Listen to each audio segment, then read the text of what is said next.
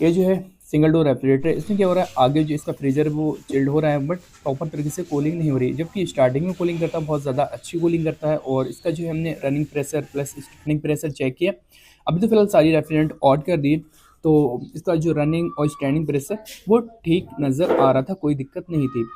और उसके बाद जो है कंटिन्यू से कूलिंग करना चाहिए, जैसे कि आपका जो फ्रिज है 10 मिनट कूलिंग कर रहा है, उसके बाद जो है कूलिंग करना ऑफ कर देता है, मतलब कूलिंग करना बंद कर देता है। बट उससे पहले आप एक चीज़ नोट कर लें, कंप्रेसर फिर भी कंटिन्यू चल रहा था।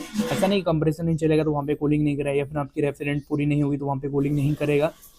तो running pressure plus standing pressure वो दोनों दोनों हमने चेक किए, कंप्रेसर भी कंटिन्यू चल रहा है। और इसका जो हीटिंग कंडेंसर है, हीटिंग कंडेंसर क्या हो रहा है, 4-5 लाइनें हीट भी हो रही है अच्छे से, ठीक है। ये 4-5 जो लाइनें हैं आप देख रहे हैं यहाँ पर हीट हो रही हैं अच्छे से, बट इसकी जो नीचे की हीटिंग कंडेंसर है, जो नीचे का कंडेंसर हीट होना चाहिए वो हीट नहीं हो रहा है, तो ये दिक्कत आ रही है। तो इस तरीके की अगर आपके सामने भी दिक्कत आ रही है तो आप उसको कैसे सॉल्व कर सकते हैं, कैसे चेक कर सकते हैं, वो चीज़ मैं आपको बताऊँगा। तो यहाँ पे क्या है, हमने इसका जो ड्रायर है इसको चेक किया, तो ड्रायर की औरत बहुत ज़्यादा मतलब नमी आ रही थी, 15 मिनट के या 10 मिनट के बाद नमी आना स्टार्ट हो जा रही थी यहाँ पे। तो मेन जो रीज़न था वो सिस्टम इसका चोक था, कभी कभी 10 मिनट के बाद, कभी कभी 15 मिनट के बाद यहाँ पर नमी हल्की हल्की आना स्टार्ट। आप देख रहे हैं यहाँ पर ये मॉइस्चर है, नमी है अभी भी यहाँ पर ड्रायर के ऊपर, ठीक है। तो हमने क्या है, ड्रायर कट कर दिया। उसके बाद जो हम इसको देखेंगे कि इसका जो हीटिंग कंडेंसर है, मतलब इसका कंप्रेसर की पावर कैसी है, ठीक है या फिर नहीं, क्योंकि कंप्रेसर की पावर जो होनी 500 PSI होना चाहिए, अगर उससे कम हो रही है तो आपका कंप्रेसर खराब हो सकता है, या फिर आपका कंप्रेसर ठीक है तो आपका सिस्टम चोक है।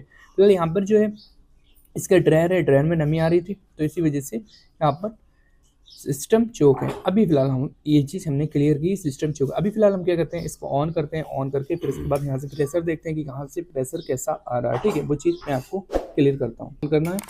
और उसके बाद एक हाथ से मोड़ रखना है, और उसके बाद इसका प्रेशर देखेंगे कितना प्रेशर आ रहा है। एक हाथ में रख के हम देखते हैं कि ऑयल वगैरह तो नहीं आ रहा है, धुआं टाइप जैसे आता है, कार्बन आता है, वो चीज़ तो नहीं आ रही है।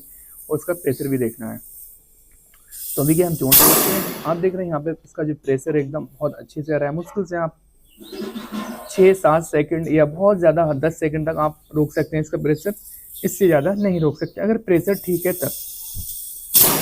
तो इस कंडीशन में क्या होता है, आपका प्रेशर एकदम ओके होता है। बाकी हल्का फुल्का इसमें कार्बन सा है, आप देख रहे हैं कार्बन आ रहा है, मतलब हल्का फुल्का।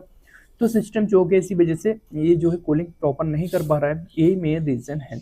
तो इसके लिए आप क्या करेंगे, सिंपली क्या करेंगे, पहले आप फ्लैश करेंगे। फ्लैश करने के बाद अगर ऐसे ही फ्लैश होता है तो ज़्यादा अच्छा है। अगर आपका ऐसे फ्लैश नहीं होता है, आपको क्या करना है, हीटिंग कंडीशन में आप किसी रेफ्रिजरेंट से R22 से या फिर आप नाइट्रोजन से फ्लैश कर सकते हैं इसको, हीटिंग कंडेंसर को, ठीक है। उसके बाद आप फ्रीजर भी देख लें, अगर फ्रीजर आपका बहुत ज़्यादा चोक है, बहुत ज़्यादा मतलब ऑयल है इसमें, सैं की आवाज़ आ रही है, तो आप उसको भी फ्लैश कर सकते हैं वहाँ से लाइन कर सकते। और इसकी जो कैपेबिलिटी है, यहाँ पर पिन बार लगा लें, वहाँ पे उसको मतलब अलग तरीके से आपको फ्लैश करना है।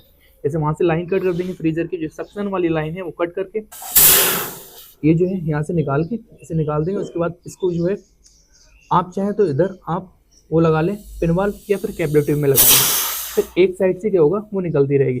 तो यहाँ से जो है इसको कट करके और यहाँ पे आप पिनवाल लगा लें, ज़्यादा अच्छा है कि कैपेबिलिटी में आप पिनवाल लगा लें। उसके बाद जो है नाइट्रोजन से यहाँ से फ्लैश कर दें, जो भी फ्रीजर के अंदर ऑयल वगैरह वो सारा आउट हो जाएगा सक्शन की लाइन, सक्शन लाइन की तरफ से, ठीक है।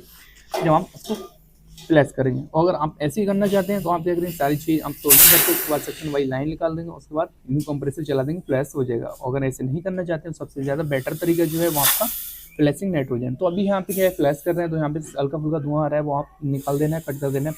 उसके बाद न्यू आपको ड्रायर मतलब इसमें इंस्टॉल करना है।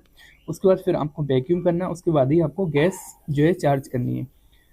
तो इसमें जो गैस है वो मैं आपको बता दूँ, 8600 गैस है इसमें, क्योंकि इसका स्टिकर हट गया, ये गोदरेज का रेफ्रिजरेटर है, इसी वजह से यहाँ पर ज़्यादातर गोदरेज की जो कंपनी है वो R600 गैस का यूज करती है। तो फिलहाल इस तरीके से आप काम करेंगे, उम्मीद है कोई दिक्कत नहीं आएगी। बाकी यहाँ पे प्रेशर वगैरह आप देख लें कि इसका जो 500 PSI प्रेशर होना चाहिए। अगर आपको प्रैक्टिकली चेक करना है गेज की मीटर लगा के, तो आप वीडियो लिस्ट में जाके देख सकते हैं कि वो वीडियो मैंने अपलोड कर रखी है, वहाँ पे आप क्लियर कर सकते हैं। यहाँ पे क्या होता है, अगर आपकी पावर कम होती है, इस कंप्रेसर का जो 500 PSI होना चाहिए, वहाँ पे क्या है 250 या 200 है, तो इस कंडीशन में क्या होगा, आपकी 2-4 लाइनें हीटिंग कंडेंसर की हीट होंगी, उसके बाद जो है आपका कंप्रेसर कंटिन्यू चलेगा बट कूलिंग नहीं करेगा। तो उसके लिए क्या करेंगे, जो आपके कंप्रेसर की पंपिंग डाउन होगी तो यहाँ पे कैपेबिलिटी पे आइस आना स्टार्ट हो जाती है, मतलब नमी आना स्टार्ट हो जाती है। तो एक रीज़न तो ये आप इससे चेक कर सकते हैं। दूसरा रीज़न ये है, जैसे कि आपकी एक दो हीटिंग कंडेंसर की लाइन हीट हो रही है तो वहाँ पे इसको भी चेक कर सकते हैं कि अगर आपकी 1-2 लाइन हीट हो रही है तो इस कंडीशन में क्या होता है, आपका कंप्रेसर जो है उसकी पावर बिल्कुल ही डाउन हो जाती है, कम हो जाती है, 500 पीएसआई नहीं रहती है, जैसे 200 रहती है, 250 रहती है या फिर 300 रहती है, तो उस कंडीशन में आपका कंप्रेसर खराब हो जाता है। अगर आपकी 470 या 450 भी होगी तब भी आपका कंप्रेसर काम कर जाता है। बट 500 होना चाहिए वैसे तो। अगर काम करता है तो आप काम चला लें, अगर नहीं करता है तो आप कंप्रेसर को रिप्लेस कर दें। उसके बाद जो दिक्कत है वो 100% आपकी सॉल्व हो जाएगी। तो मेन जो रीज़न होते हैं कूलिंग ना करने के वो ये होते हैं, आपका सिस्टम कहीं से चौक है, जैसे फ्रीजर चौक है या फिर आपका टायर चौक है, कैपेसिटर चौक है या फिर हीटिंग कंडेंसर चौक है, तो इसी वजह से सिस्टम कूलिंग नहीं कर रहा है। दूसरी बात ये, आपकी रेफ्रिजरेंट कम होती है या फिर आपका रेफ्रिजरेंट कहीं से लीक होगी तभी सिस्टम कूलिंग नहीं करेगा प्रॉपर, ठीक है। तीसरी बात ये, अगर आपका कंप्रेसर ऑन नहीं होता है तब कूलिंग नहीं होती है, फिर कंप्रेसर ऑन है, कंप्रेसर की पावर कम है, तब भी आपका कूलिंग सिस्टम नहीं करेगा। तो फिलहाल इसका 15 मिनट के बाद या 10 मिनट के बाद जब इसका हमने रनिंग प्रेशर देखा तो वो रनिंग प्रेशर भी माइनस में आना स्टार्ट हो गया, क्योंकि सिस्टम चोक है, इसी वजह से इसकी जो सुई है वो नीचे आना स्टार्ट हो गई। गेज मीटर जब हमने लगाया उसके बाद देखा, तो ठीक है, इस तरीके से आपको चेक कर लेना हर एक चीज़। कभी कभी ऐसा होता है कि आपका रनिंग प्रेशर होता है वो स्टार्टिंग में नहीं शो कर पाता है, तो आप 15-20 मिनट होल्ड कर लें, फिर हीटिंग कंडेंसर चेक कर लें। हीटिंग कंडेंसर जो है उसमें हाथ टच करके देख लें कि अब हीट हो रहा है या नहीं हो रहा है। अगर हीट नहीं होता है तो आप उससे क्लियर कर सकते हैं कि आपका सिस्टम चोक है।